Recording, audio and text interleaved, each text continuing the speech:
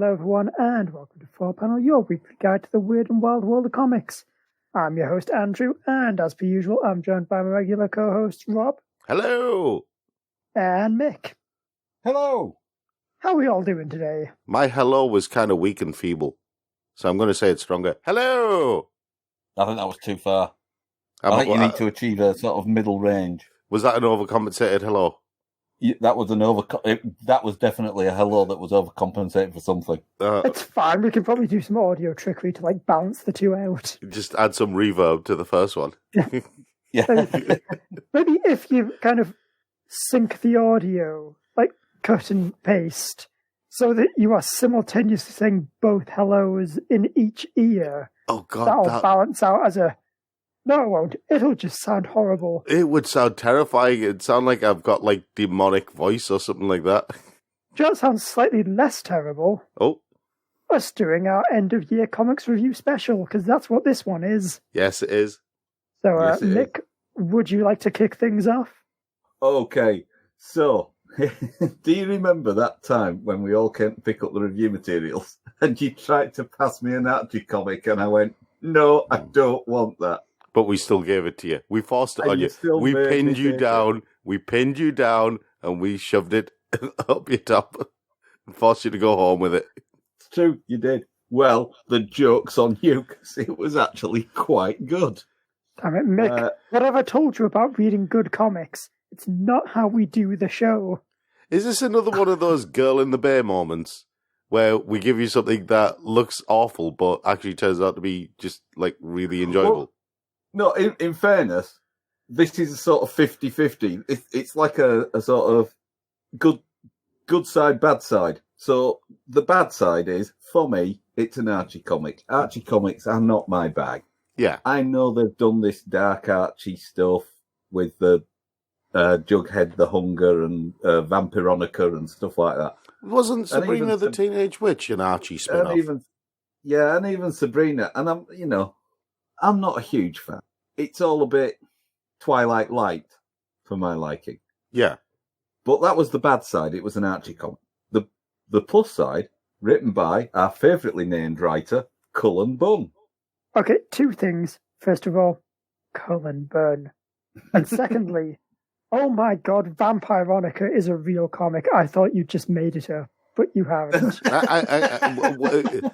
Yeah, Vampironica I've known about for a while because I did Jughead the Hunger, which actually was a lot darker than I thought it was going to be, but, Right, okay, comics are bad actually, and the show is cancelled. This is the last episode. I quit. Archie's bizarre, though, these days, isn't it? Because you got Archie, and then you got Undead Archie, then you got Horror Archie, and then you got Alternate Reality Archie. And then you've got Riverdale. Yeah, and then you got Riverdale, which I don't think anyone understands. That's like Super Serious Archie from Super Serious Universe, isn't it? Yeah, maybe I shouldn't be that surprised that Archie Andrews is the one who has finally broken me. It had to happen. Someone had to do it. So this is written by Cullen Bunn, and the art is by Laura Braga, who also did the art for Harley and Ivy Meet Betty and Veronica. But that was a fun night out. That was a bizarre comic. I tried reading it, and it was just, oh wow, it was all kinds of strange and weird. So, this collects the entire Blossom 666 series, and it also includes, as an added extra, issue 1 of Vampironica versus Jughead the Hunger. Okay. I don't know how much more I can take. So anyway, hang on, you got the idea behind Vampire Veronica versus Werewolf Jughead. Yes. It's Van Helsing all over again. So anyway, Blossom 666 is a fairly standard Riverdale comic. Archie and the rest of the gang are going to parties and being high school kids doing high school things. And amongst their number are a couple of rich kids called the Blossoms. And they are living it up in the mansion, the posh kids, and they're twins. And they go around sort of toadying around teachers and playing little games, whispering things in people's ears and stuff. And you think, what are you two up to? And then it turns out that they're actually fighting with each other for the right to become the next Antichrist. Okay, that took a sharp left turn. It did, didn't it? So this is one of those things where there's a family tradition in serving dark forces, but of course it's that whole Antichrist thing of not directly affecting outcomes, but sort of moving around and suggesting and oh my god, so you get quite a lot of gruesome, horrible murders taking place on behalf of. Hang on. Are you saying that Archie Comics have basically taken the idea of modern day influencers and turned it into an Antichrist story? No, I'm not saying that at all. Because they don't do it in that influencer type way. It's like Archie Comics have done their take on The Omen. And so it's not if you think of sort of like the stuff that in Good Omens, the stuff that Aziraphale tries to stop Crowley doing. Yeah. Is that whispering in people's ears, sowing slow seeds of evil, rather than doing grand things like, I don't know, setting an entire world on fire.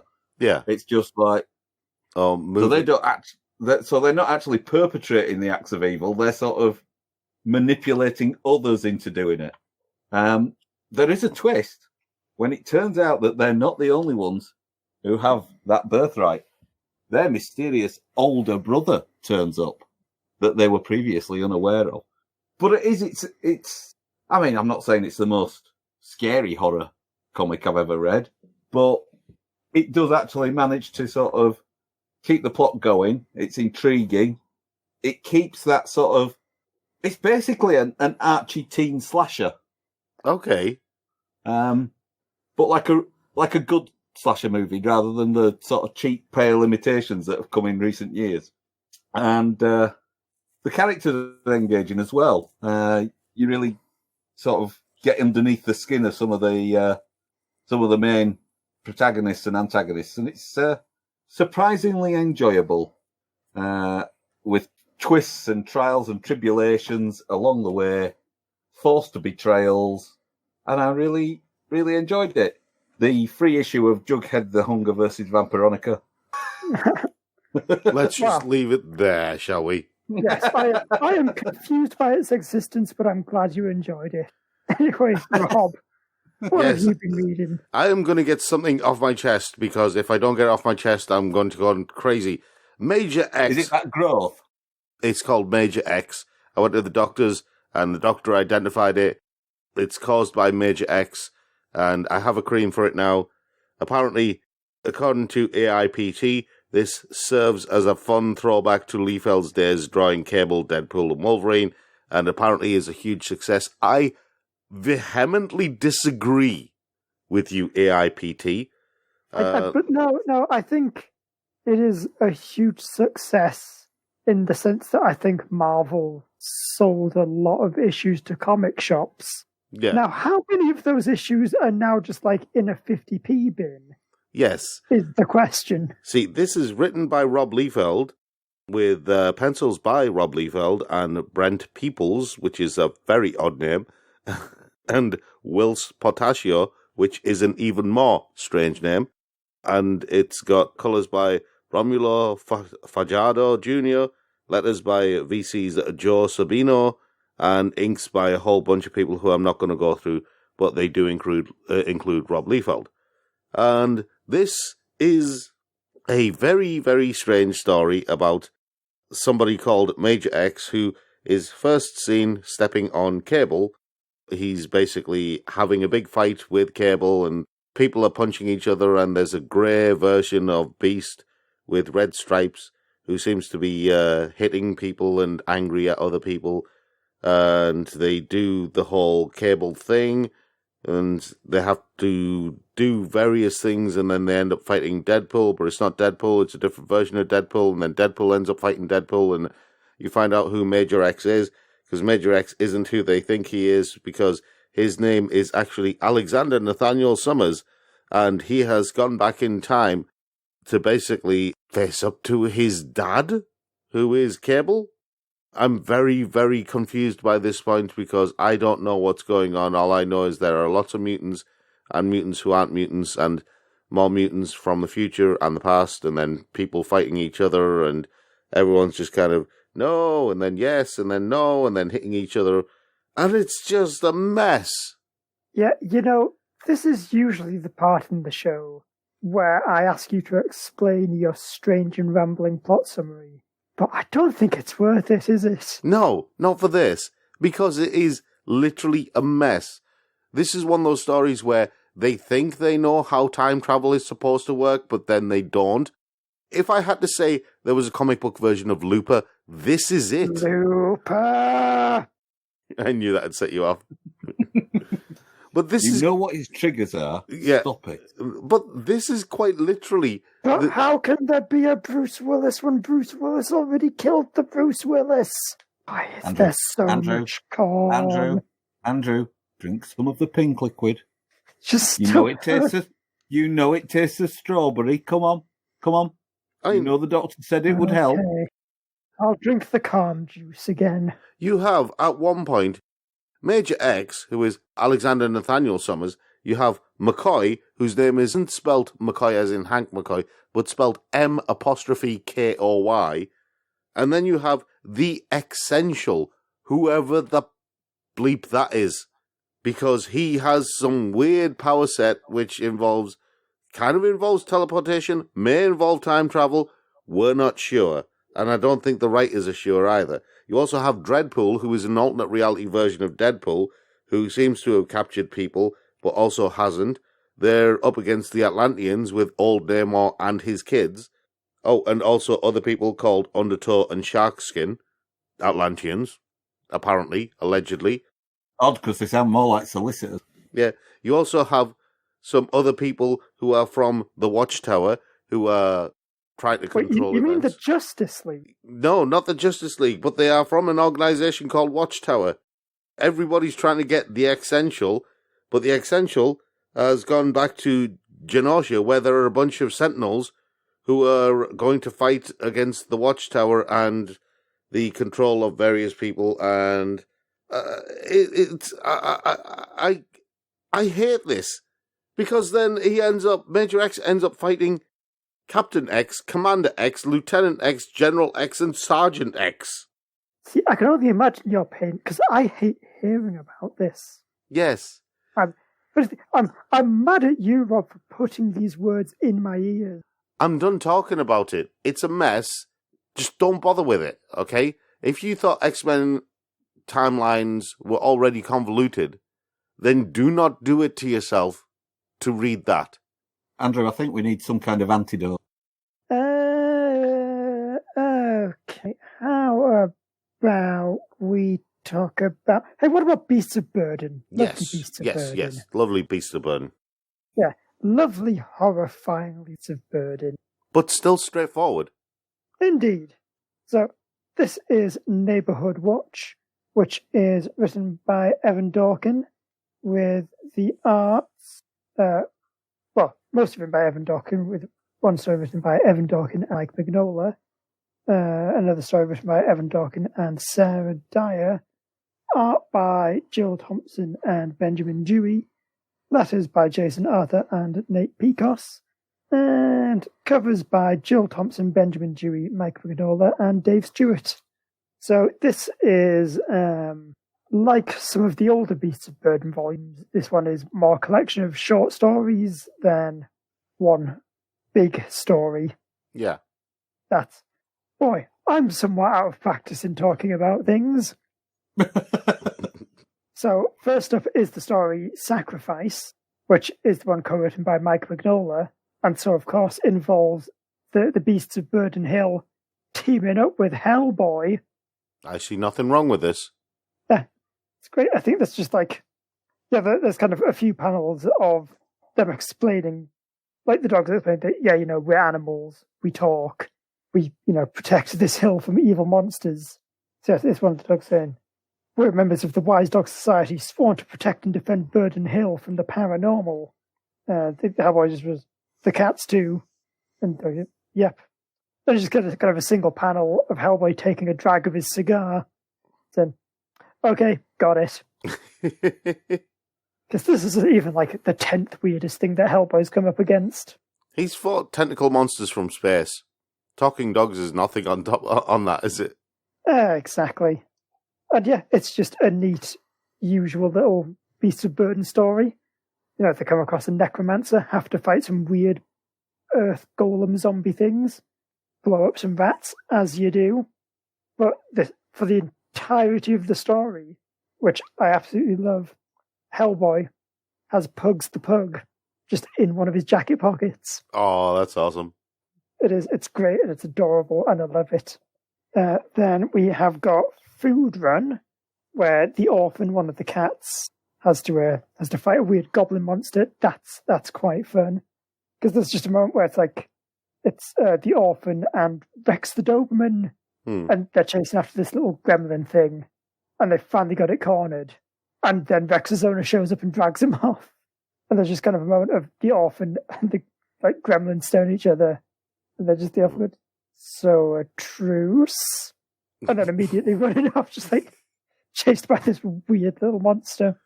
See, cat versus gremlin, that's a story we'd never heard of, is it? Exactly. And yeah, and then there's just a few more kind of a few more sort of light-hearted ones, by which I mean only a few characters, die tragic, gory deaths against scary monsters living in the woods. Yeah, I kind of got what you meant when you said light-hearted. I thought, light-hearted for Beasts of Burden. Yeah, not as depressing as, say, What the Cat Dragged In, where, oh goodness, what's her name? The other cat. Oh, the black cat. Yeah, Dimphna, that's it. Yeah. She basically has to return to her coven, to basically find that, her and her fellow apprentice cats might have accidentally summoned a demon who has kept, all her cat friends trapped in a house in a constant state of rotten decay. Ooh. Yeah, that's a bit more your regular Beast of Burden fare. Yeah.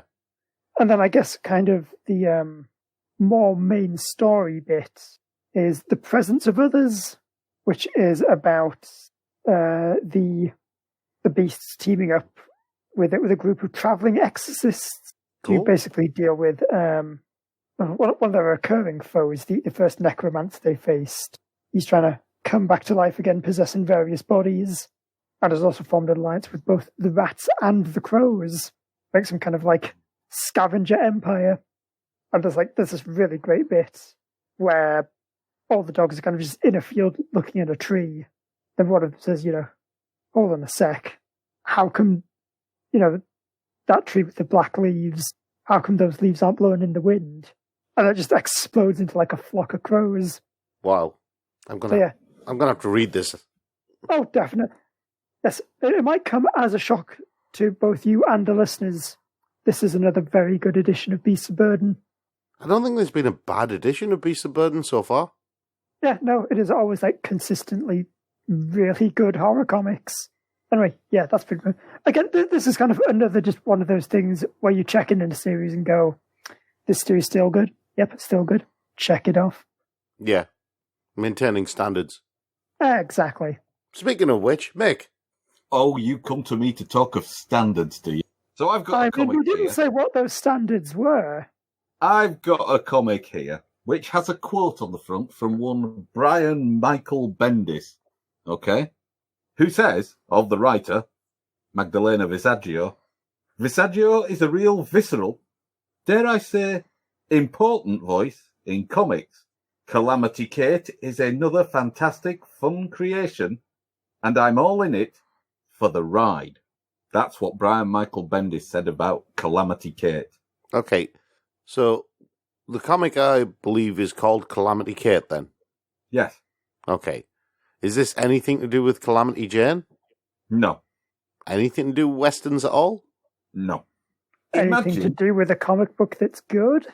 Well, actually, there are strands of things that are good, right? So imagine, if you will, a comic, right, that combines the idea of a suburban monster killer, aka Buffy the Vampire Slayer, but has the sass, attitude and dress sense of Winona Earp, and the dysfunctional relationship with a friend's child, like Maze from Lucifer. And those are all the ideas that have been ripped off for Calamity Kate. So basically, they took Elsa Bloodstone and I have no idea changed her who that name. is. Elsa Bloodstone is from Marvel Comics, and she's basically who you described. Oh, in that case, if that's a rip-off of those three things, then this is a rip-off of that thing that ripped off the three things first. It's not even an original rip-off. And that's the problem with it. You get about... Every twist is like, I've seen this before. Oh, I bet this is going to happen. Oh, and that... Oh, look, what a surprise. And it's lame. It is lazy. It is... The twists and turns have all been seen before. The sass is just, you know... It's like someone's picked up a dictionary of Valley Speak and decided to just write a script with it. And frankly, it's depressing. I'm sorry, writing a script with Valley Speak, that's going to be awful. It is. And but it's also... I just imagine her just like taking the whole script and just like Google Translate from English to Valley Speak. But it's... I mean, there's a lot of F words in it, because that makes it adult, right? See, Elsa Bloodstone swears a lot, but she's generally quite funny with it. There is humour in here. And it kind of ties in with another mediocre title that I've got to come. Which I have to say, you guys, because I'm going to do them both, because it'll take about the same time as a review of a decent comic. Okay. You did warn me about this. Critical Role, Vox Machina Origins. Oh, this is that Critical Role that's on YouTube where, was it Matt Mercer sits around playing... Yeah. Dungeons and Dragons or some other tabletop RPG with a bunch of people. Now, I mean, to be honest, I think you're the only one among us who has even a vague notion of what Critical Role is. So, when I was 13, right, back when you had to make your own entertainment, I was a tabletop role player. I played Dungeons and Dragons, Tunnels and Trolls, Paranoia, Bunnies and Burrows, Space Opera, Traveller. You played them all. You played them all. I tried a vast array of role-playing games. Same. And this comic is the kind of thing that we'd have written when we were 13 and out of our tiny minds on Strongbow Cider. Ah, yeah. I remember some of the crap I wrote when I was 13 and some of the tabletop RPG stories I told when I was 13. It's got the same kind of obvious, puerile gags, and the artwork is kind of naive as well, in that there's not very much in the terms of differentiation between characters. It's all very, I mean, there is a play on a Queen song, right? When they're being threatening towards when they're being threatened by some people, and you know that thing in A Knight's Tale, yeah, where they're all stood round doing the "We will rock you." Yeah. But to make it the funs, right? To make it the giggles, we will. But they replace the word rock with a well-known slang term for fornication. Oh, how we laughed! I understand that is a joke in a technical sense of the term. So I have been doubly disappointed by Dark Horse in terms of an alliteration out of it, though. Absolutely. Which the surprising thing is, Dark Horse also published Beasts of Burden, which they publish a lot of very good comics. Yeah, but they also do those two. Yeah. Aren't. Oh well, that's a shame. So, Rob, what's your next one? I'm going to keep the Dark Horse ball rolling. Actually, I was going to go with something else since I mentioned Elsa Bloodstone, but I'm not going to go with that. Or actually, I could do a double here. Because I could do one good, one bad. Or one good, one kind of meh. If you want. Do you want? I don't know. Let's ask the boss. Oh, no, decision making. I wasn't prepared for that. That's what you're here for. But it's just follow your heart, Rob. Okay, I'm going to follow my heart and do a double, okay? I'm rolling a double since we spoke about tabletop RPGs. Starting off with Fearless from Marvel, which, according to AIPT, is fun and inspiring. And I'm sure it is, but... I don't know why this show is now very, all our reviews are based on disputing what Adventures in Poor Taste said about a comic. Yeah. See, Fearless is a collection of short stories. There's Campfire Song and Style High Club and Unusual Suspects, Night Nurse, A Cape of Her Own, X-23, Copycat, Jubilation, Atmospheria, and Golden Girls and Two Girls Eating Ice Cream. There's a whole selection of authors and writers and artists and people like that. It's basically a celebration of female characters and female writers and artists and everyone like that who work with Marvel. And from that perspective, I like it. The problem I've got is it's too much of one thing and not enough of everything else. Does that make sense? It's so heavily focused on telling a particular type of story that it's basically ignoring, quite literally, everything else that would make a story actually interesting and good. I mean, there's one story here involving Millie the model, where it's basically Millie and Daisy and Chili the model, whoever that is. And I have no knowledge of who Millie the model is. I don't remember her. I know she's a character. I know she's been referenced before. But it's all about a photo shoot, and now she ends up dating the photographer. I have no point of reference for this. It's like a very, very short story, and I'm going, well, why is it in here? I understand kind of why it's in here, but why is it in here? And then it goes on to actually quite a fun one about Elsa Bloodstone, which I really wanted them to spin off on, because Elsa's on the phone to, I've forgotten her name. Not Jessica Drew, Jessica Jones? Jessica Jones, that's it. She's on the phone to Jessica Jones, and every so often in the background, Jessica can hear Elsa going, I said no, Carol, and stop doing that, and broccoli, And it turns out, because Jessica turns up to where Elsa is, and what's happened is, you have X-23 and She-Hulk and Hawkeye and Ms. Marvel and Storm and loads of other major female characters, and they've all been kind of shrunk down into toddlers or into 3-year-olds who are rambunctious with superpowers, and she's kind of ended up as the babysitter. Excellent. And I saw that and I thought, why could you not show me what happened? Well, how did this happen? I want to know. This looks like so much fun. Linda Carter as Night Nurse, again, it's an interesting story that could have been developed so much more. I'm actually interested in this whole idea of a nurse who basically runs a clinic where heroes and the odd supervillain can turn up and get actual medical treatment. Yeah, and she's really good for helping you if you've got a bit of a tickly cough. Exactly. And do you see what I mean? Stories like that I wanted them to develop more. There's a great Patsy Walker Hellcat story in here about a copycat Hellcat. That actually has some resolution, but then that, out of the blue, it just suddenly does a hard cut to a story about Wolverine and Jubilee in some kind of lab, and Wolverine's annoyed with Jubilee because Jubilee is a teenage girl who's posting selfies on Instagram. I'm going, well, what's the point of that story? It serves no purpose whatsoever. The first story I thought was quite interesting.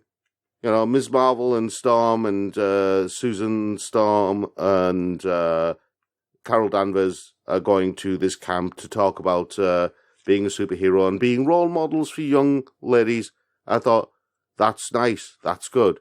But then they had to throw in a small alien invasion into that to add action, which I didn't think was necessary. They could have just told a story that was nice for a change.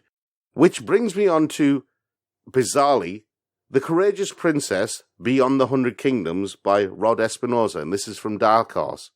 And the bizarre thing is, when you're talking about female empowerment, you wouldn't think something fairy tale automatically, given how Disney have done things with fairy tales But weirdly enough, this actually felt far more empowering than the Marvel stuff, because it wasn't trying to be. What it was trying to be was to tell a story that's based heavily in fairy tales and stuff like that, and references old fairy tales. There's references to Snow White and various others in this. And it tells the story of Mabel Rose, who is born to a kind king and queen, and one day she ends up being kidnapped by a dragon. She manages to escape from the dragon's clutches. The dragon doesn't want to eat her or anything like that. He just wants to keep her. And she escapes with the help of a magic cloak, a magic rope, a magic bag, and magic boots, and a ring that she's basically stolen from the dragon. And it goes through these adventures that she has, and how she grows as a character, and how she develops as a character. You know, she grows as a person, she sees the world for the first time, and she basically makes her own choices and becomes her own person. And I thought that was much more empowering than a whole bunch of the stuff that was in Fearless. There's actual danger, there's actual risk, there's actual reward. She meets a whole bunch of people who remind her of other things, who remind her what it means to be a person, what it means to be good. There's a scene where she actually spends a winter in a cave with an old female bear. She meets companions, a little hedgehog called Spiky and a boar called Boar, who basically she can ride on. I mean, it does this whole thing where the boar asks her for a kiss, and she thinks that the boar is this handsome prince who's going to rescue her and take her home, and they're going to be in love forever. But it turns out the boar just wanted to know what it was like to be kissed by a princess, which I thought was cute and funny. And then, you know, you have the dragon. It's creepy though, isn't it? The way it's done, there's nothing sexual about it. It's just basically the boar's just curious. Do you see what I mean? Yeah, I'm not sure I want to, It's not be like... about to tuck into a nice, plate of sausages and have to think about the pig saying, put your shit away. Yeah. Oh, don't make me laugh. The weird thing is, this actually does have, the anthropomorphic animals in there. It does have that, but it doesn't do the typical manga anime thing of making them cute and trying to furryize them. It just basically presents them as just intelligent humanoid beings who just live in a different society. That's it. Which I thought was quite good as well. So yeah, Courageous Princess. Apparently there's 3 volumes in this series. I'm very curious as to how it develops. I really like it. Right. Over to me. So what I've got is Star Wars Galaxy Edge, which is written by Ethan Sachs, with art by Will Sliney, colours by Dono Sanchez Almara with Proto Bunker, and letters by VC's Travis Lanham. And Proto Bunker. Yes. Like the bunker you make before you make your forever bunker. It's like prepping. Yeah, exactly. I mean, everyone preps for the Doomsday now. So you've got, if you're an old school Doomsday prepper, you really got to up your game. Got to be a pre-Doomsday, pre-Doomsday prepper, Doomsday prepper, Doomsday. It's so late and I'm so tired. Anyway, Black Spire Outpost. It's a haven for smugglers, merchants, travellers, and people of various ill reputes. And chief among them is the infamous Doc Ondar, the world's leading expert in black market antiquity. He's also got a weird slug face. Okay. So this series is it's basically 5 one-shots connected by the idea that it's about this group of smugglers trying to steal an item from Doc Ondar. And as this is going on, he's kind of relating the history of various pieces in his collection. So you've got one where Han Solo and Chewie steal a baby Sarlacc, like the thing that eats Boba Fett. That's a fun little one. What does a baby Sarlacc look like? A horrifying abomination. Then you've got another one where it's about Greedo, the guy that Han Solo shoots in A New Hope. Yeah. It's about him stealing a Jedi lightsaber. And at first I didn't like that one because it seemed to be very just generically oh, we're going to take this character and make out like they're just a cool, badass whatevers. But then I liked the kind of, as the story went on, you realise more and more, oh no, Greedo's kind of terrible at everything. He's just this incompetent boob. See, this is the thing. There seems to be a lot of sympathy for Greedo now. Whereas for decades, everyone was like, yeah, Greedo, he deserved it. But then all of a sudden, everyone's sentiments changed, and all of a sudden, everyone feels sorry for Greedo. I think it's because he's got such a sad, squidgy face. Then there's this one about some dude called Hondo. I don't know who he is, but he did a thing where he fought that guy from... He fought Donnie Yen, and then he ran away, because you can't beat Donnie Yen. He's the Ip Man. This is true. His name's Hondo. Is he related to Lando? I don't think that's how it works, Rob. It could work like that. This is Star Wars we're talking about. Yeah, I think the clue to the relationship there would be if he was called Calrissian. Yeah, it's like all those dumb jokes where someone says, "Oh yeah, like I'm Kanye West's cousin, Kanye North." That's not how naming conventions work. Again, I know, but this is Star Wars, and dumb stuff like this happens in Star Wars. You know this. Anyway, Dr. Aphra also shows up for a little bit, but not as much as I would like. By which I mean, I wish this was just another volume of Dr. Aphra. Rob, why isn't this another volume of Dr. Aphra? Or Aphra? I don't actually know how to pronounce her name, because it's just written down. And it's a nonsense made-up science fiction fantasy word. This is true. Anyway, this book is...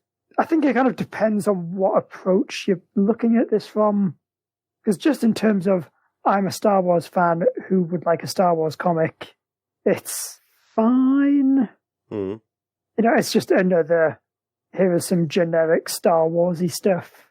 Like Ethan Sachs, he's a very, I guess it's not really that nice way, but he's quite a workman writer, you know. Like you get him in when you need someone to write a story that's solid, you know, very, very averagely entertaining, but nothing exceptional. And this is that. I think workmanlike is a good description of that kind of writer. Yeah, exactly. It's very much, this will do. A few nails in it.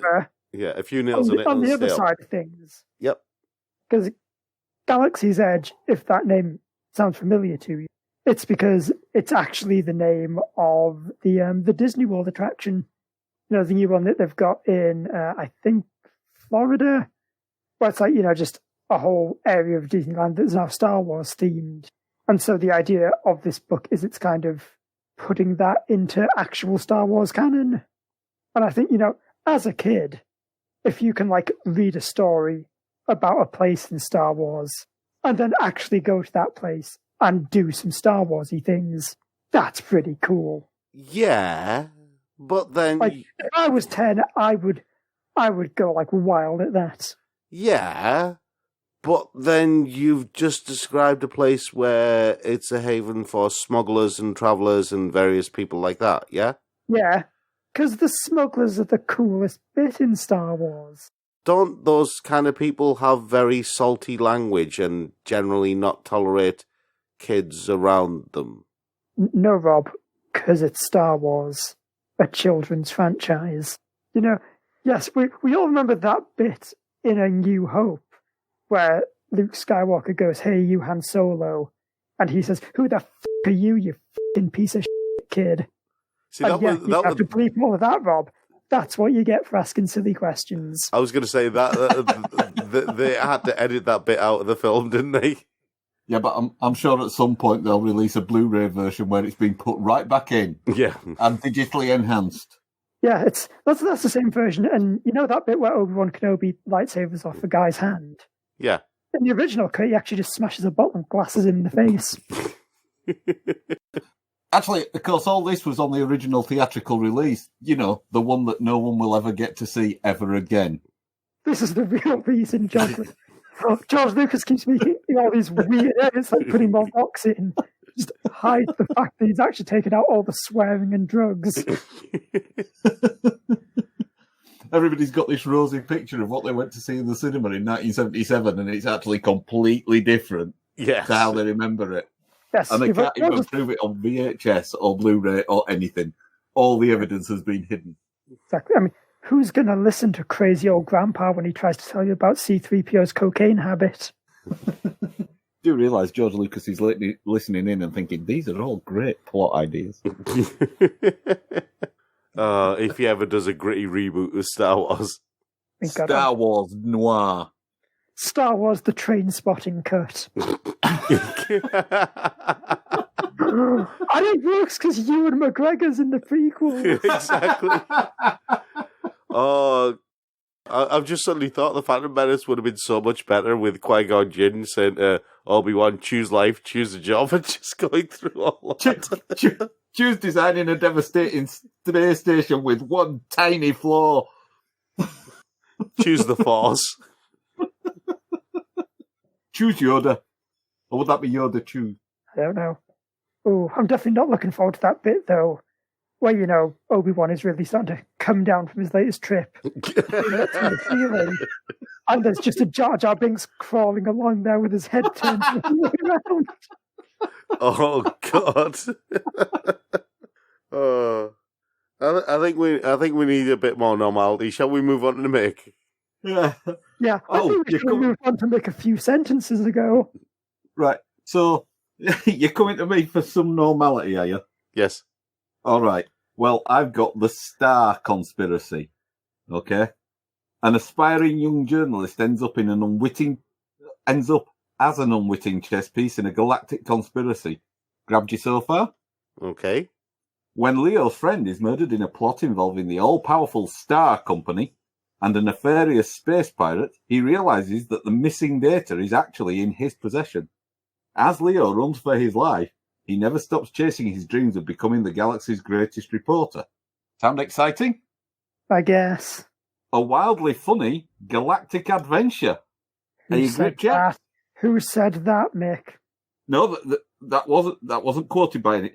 There is a quote. Guillermo del Toro. We trust him, right? I do trust him, but I've been burned in the past. Describes the man behind this as the best European sci-fi fantasy artist alive. Well, that's something, I guess. But the warning sign is a wildly funny galactic adventure from the master artist behind the Meta Barons. Dun dun dun dun. So he may be the best European sci-fi fantasy artist alive, but he learnt all his writing from Jodorowsky. It's got the same kind of logical flow as the Inkle and the Meta Barons in that it's stream of consciousness type adventure. It starts off solid enough, but then it just rambles on and plot conveniences turn up. But didn't you know, Mick, that's how all stories have to progress. They have to have conveniences. The conveniences push the plot forward. Yeah, but some of these conveniences, some of these publishing, some of these convenient plot devices are just too bloody convenient. Yeah. And I don't get what you mean now about stuff like this having Red Moon face, where it's things like, oh, we've got to stop this villain before they can complete their plans. Oh, they're dead. Okay, that's all good. Yeah. Yeah. Oh, look, they died consequentially of something else, completely irrelevant to us. Yeah, just they slipped, fell off a cliff. Yeah, and in this, there's just so much unnecessary and unlikely. What? As part of a kidnapping plot. What? Which is part of the Civil War. What? Which includes a World War II fighter plane.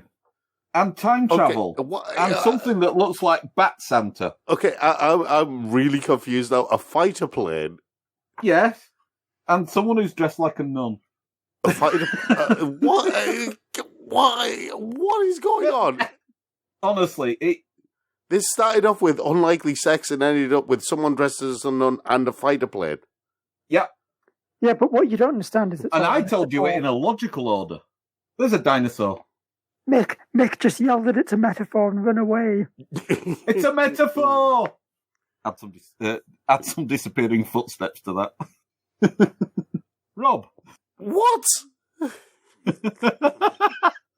I broke him.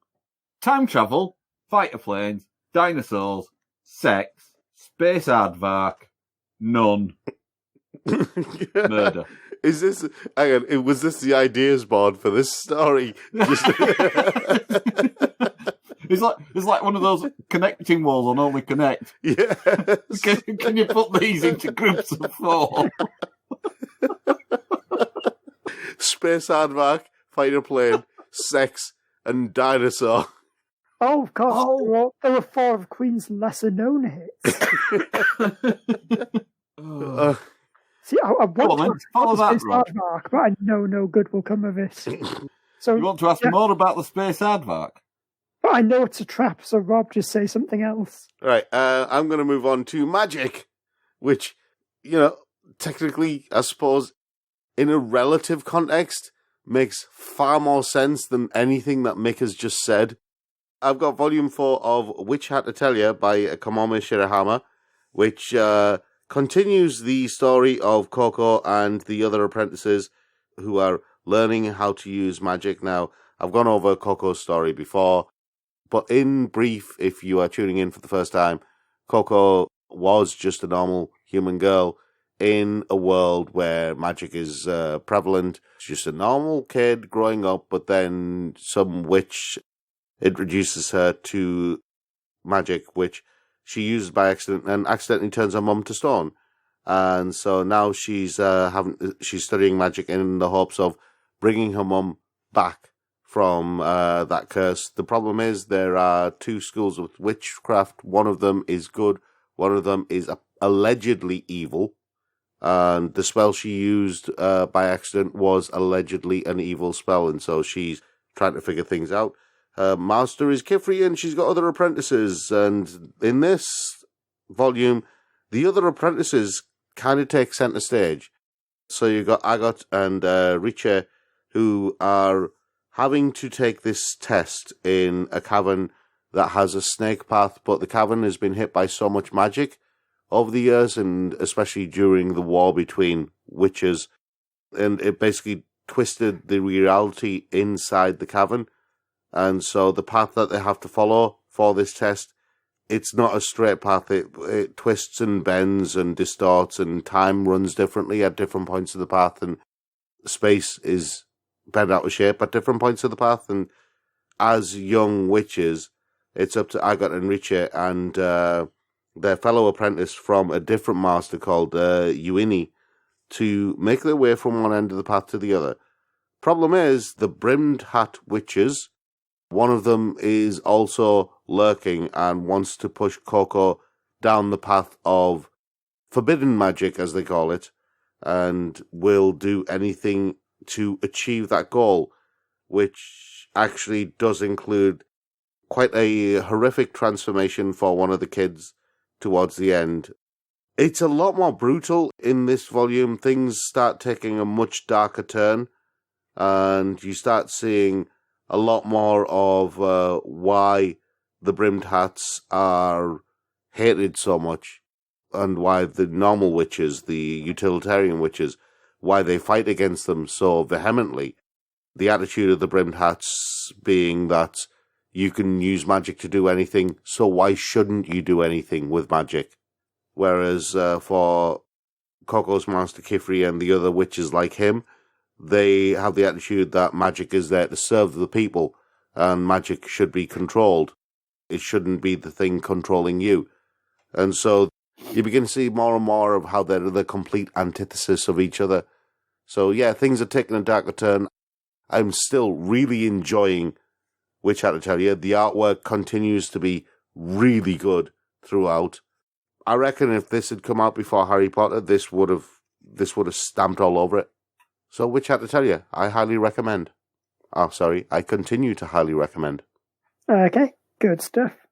And last on my Pilo stuff is Runaways, But You Can't Hide, which is written by Rainbow Rowell with art by Andres Genolet and Nico Henrichon, colours by Fiona Farrell, Chris O'Halloran, Michael Garland, and Matthew Wilson, and letters by VC's Joe Caramagna. So this is definitely much more of a return to form for me. I know I wasn't a big fan of the last volume, and this starts off by kind of tying up a few loose ends from that. It does. It starts off in a way was not super crazy about, which is basically Alex Wilder after being once again rightfully kicked out from the Runaways because he's a bit of a turd. Is on his way home when he finds himself being followed by Molly Hayes, who for like some reason has decided she completely trusts Alex, even though he tried to murder them all that one time. All right, yeah. Yeah, and I think that was kind of one of the central flaws I had with the last volume, is it just seemed to make Molly, like, I know she's supposed to be a quite naive kid, but she just came across as, like, stupendously dumb.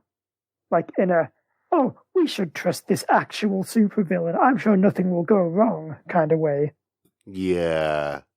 And this is, I think, first of all, this story kind of ties that up a bit by having her finally realize, oh no, even if Alex, like, does have some redeeming qualities, he's still just, like, kind of a weird bad guy. Like, I think she wants him to help her, like, get her grandma back, and he's immediately, okay, here is my closet full of weapons and armor. Let's go, like, storm the FBI and murder them all and save her. And then it kind of gets into more the main part of this story, which is just sort of picking up the pieces a bit. There's basically, just Victor Mancha, the android, he gets a brand new shiny body. Doombot gets fixed back up. Chase and Gert kind of finally have a big old talk about their feelings and how things aren't going to really work out between them. And there's also a really fun bit. So, the last arc was about the Gibberim, the children of, like, the ancient gods who the Runaways' parents first tried to summon, and them kind of wanting to be repaid in souls. And basically, two of them were sent off into the time stream, with one of them named Gib kind of turning against them and joining the Runaways. And there's just a recurring bit of him kind of sitting in the middle of the hall saying, I am alone and I hunger. And just everyone trying to feed him different things. So, like, you've got a bit where I think it's Nico gives him a donut, and then there's a beat, and it just sort of falls back out his mouth. Okay. There's a lovely bit where, like, old Lace is trying to, like, gently pat him on the head, and he just, like, takes her arm, sticks it in his mouth. Okay, this is starting to sound more like goo. No. More like what now? I will explain later. It's not worth me trying to explain it right now. Okay, but if you explain it later, it'll lose context. Okay, very quickly, there is an anime series called The Jungle Was Always Peaceful, Then Along Came Goo, and there's a little girl in there called Goo. He said he sticks her arm in his mouth. That's basically goo. She swallows things like people, rivers, buildings, anything. Oh no, it's not even that. Because it seems like he maybe can't eat things or doesn't know how to eat. So he literally just kind of takes things, puts them in his mouth, and holds them there until he opens his mouth again and they fall out. To be fair, that's how I eat. Is that not right? Oh no. Okay, stay tuned next year for our brand new podcast. We teach Mick how to do basic human functions. Yay! The pilot episode is going to be especially harrowing. I was going to say, I'll teach him how to eat. You can teach him how to do everything else. You can do what comes after Andrew. I'm not. Yeah. Sorry. So a lot of this volume is, again, some more just very nice, small character moments, which I think is the stuff I prefer in Runaways. Like when it's just, a fun little sitcom set in a superhero world. Yeah, Runaways is one of those weird ones where it works better when it's focused on just developing the characters and their relationships rather than throwing them into some big action set piece, isn't it? Yeah, exactly. Although I think this one does also have quite a fun thing driving the plot. Yeah. Which is that Carolina, who is now kind of looking for a bit more purpose in life, she decides to actually become a superhero. Okay. And she's real bad at it. See, that's the thing. I like the fact that she's made a conscious decision to become a superhero, but she's awful at it. Yeah, You always... and specifically that she's awful in the way of, oh, actually, I'm just a teenage girl, and I have no idea what I'm doing. Yeah, and we don't see enough of that in superhero comics.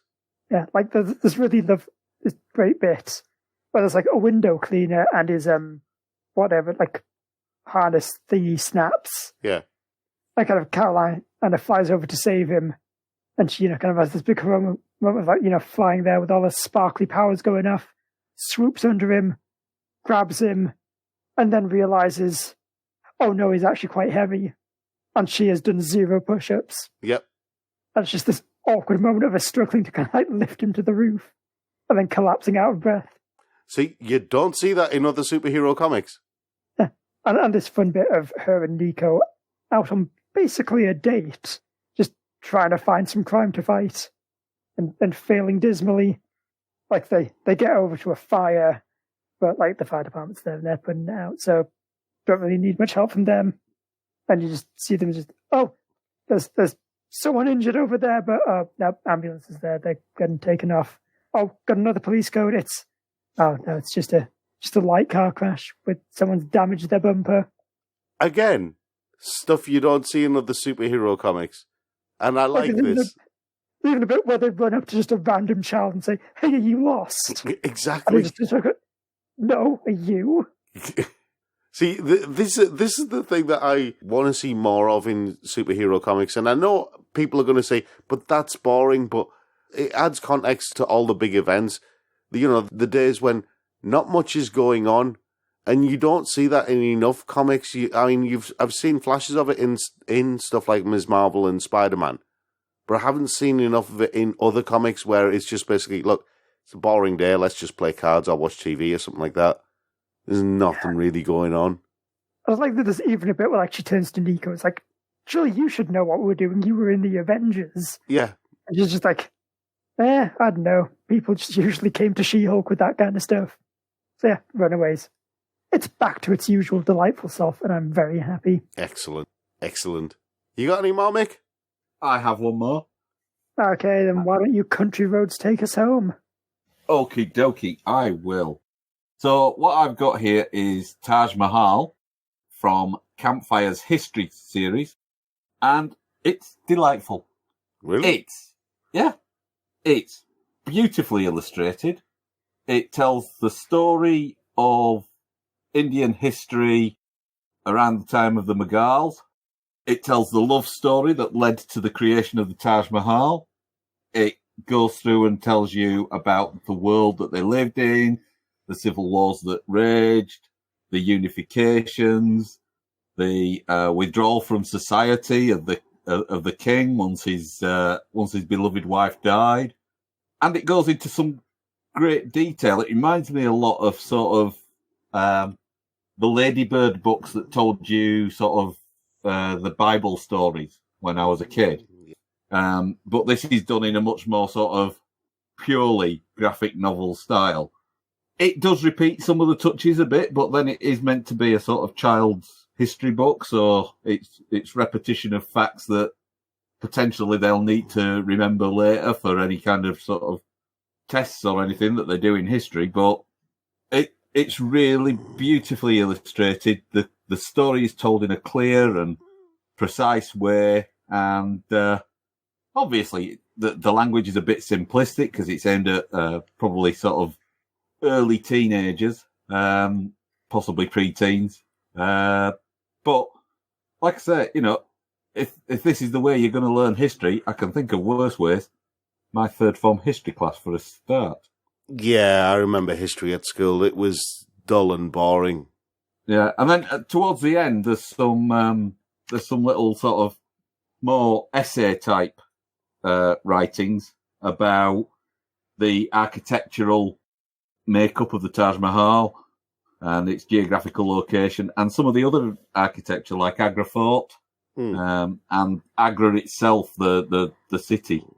And so yeah, as a comprehensive guide to Indian history, you can't go far wrong with that. Certainly any parents who want to get their kids into history these campfire history comics, if this is indicative, are surely a worthwhile investment.